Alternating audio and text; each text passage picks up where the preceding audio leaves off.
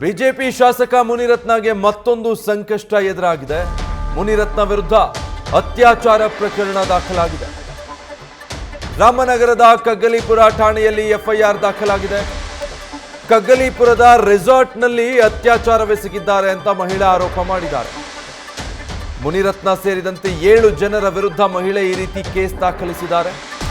7 ಜನರ ವಿರುದ್ಧ ಕಗ್ಗಲೀಪುರ ಠಾಣೆಯಲ್ಲಿ ಎಫ್ಐಆರ್ ದಾಖಲಾಗಿದ್ದು ಐಪಿಸಿ ಸೆಕ್ಷನ್ 354A, 354C, 376, 506, 504,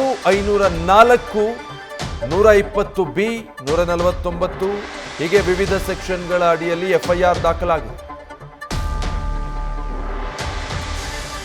ಅಂತ ಪರ್ಮಿಷನ್ ಸಿಕ್ಕಿಲ್ಲ. ದಯವಿಟ್ಟು ನಾನು ತುಂಬಾ ಸ್ಟ್ರೆಸ್ ಆಗಿದ್ದೀನಿ ಬೆಳಗ್ಗೆಯಿಂದ. ನಾನು ನಾಳೆ ನಿಮಗೆ ಸಿಗ್ತೀನಿ, ಮಾತಾಡ್ತೀನಿ. ಏನು ಹೇಳಬೇಕು ಅಂತ ಪರ್ಮಿಷನ್ ಸಿಕ್ಕಿಲ್ಲ. ದಯವಿಟ್ಟು ನಾನು ತುಂಬಾ ಸ್ಟ್ರೆಸ್ ಆಗಿದ್ದೀನಿ ಬೆಳಗ್ಗೆಯಿಂದ. ನಾನು ನಾಳೆ ನಿಮಗೆ ಸಿಗ್ತೀನಿ, ಮಾತಾಡ್ತೀನಿ.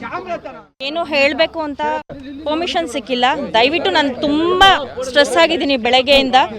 ನಾನು ನಾಳೆ ನಿಮಗೆ ಸಿಗ್ತೀನಿ, ಮಾತಾಡ್ತೀನಿ.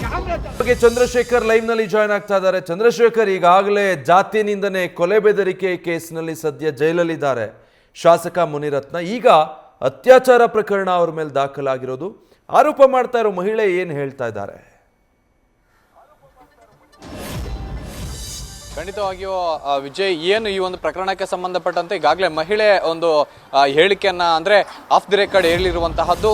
ನನ್ನ ಮೇಲೆ ಸಾಕಷ್ಟು ದೌರ್ಜನ್ಯ ಆಗಿದ್ರೆ, ಆದರೆ ಈ ಹಿಂದೆ ಸಾಕಷ್ಟು ಜೀವ ಬೆದರಿಕೆ ಇತ್ತು. ಆದರೆ ಈಗ ಸದ್ಯಕ್ಕೆ ಕಾರ್ಪೊರೇಟರ್ಗಳು ಕೆಲವೊಬ್ಬರು ನನ್ನ ಬೆನ್ನಿಂದ ನಿಂತಿದ್ದಾರೆ. ಜೊತೆಗೆ ಅವರು ಧೈರ್ಯ ತುಂಬಿದ ಹಿನ್ನೆಲೆಯಲ್ಲಿ ನಾನು ಬಂದು ದೂರನ್ನ ದಾಖಲು ಮಾಡಿದ್ದೇನೆ. ಮತ್ತೆ ಏನು ಕಗ್ಗಲೀಪುರ ಠಾಣೆಯ ವ್ಯಾಪ್ತಿಗೆ ಬರುವಂತಹ ಒಂದು ಖಾಸಗಿ ರೆಸಾರ್ಟ್ ಏನಿದೆ, ಆ ಒಂದು ರೆಸಾರ್ಟ್ನಲ್ಲಿ ನನ್ನ ಮೇಲೆ ಅತ್ಯಾಚಾರ ಆಗಿದೆ. ಅದು ಒಂದು ಬಾರಿ ಅಲ್ಲ, ನಿರಂತರವಾಗಿ ಈ ರೀತಿಯಾಗಿ ನನ್ನನ್ನು ಲೈಂಗಿಕವಾಗಿ ಬಳಸ್ಕೊಳ್ಳಲಾಗಿದೆ. ಜೊತೆಗೆ ನನಗೆ ಜೀವ ಬೆದರಿಕೆಯನ್ನು ಹಾಕ್ತಾ ಇದ್ರು. ನನಗೆ ಈ ವಿಚಾರ ಏನಾದರೂ ಹೊರಗಡೆ ಬಂದರೆ ಅಂತ ಹೇಳಿ.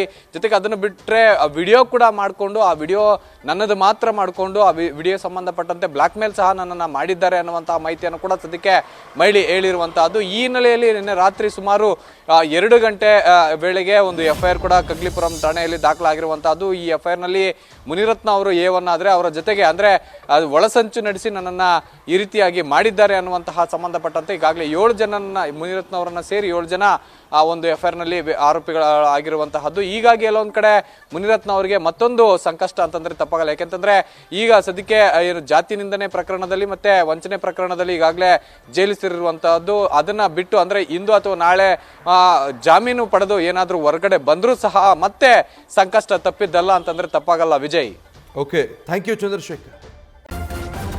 ನ್ಯೂಸ್ ಫಸ್ಟ್ ನಿರ್ಭೀತಿಯಿಂದ ನಿಮ್ಮ ಪರವಾಗಿ.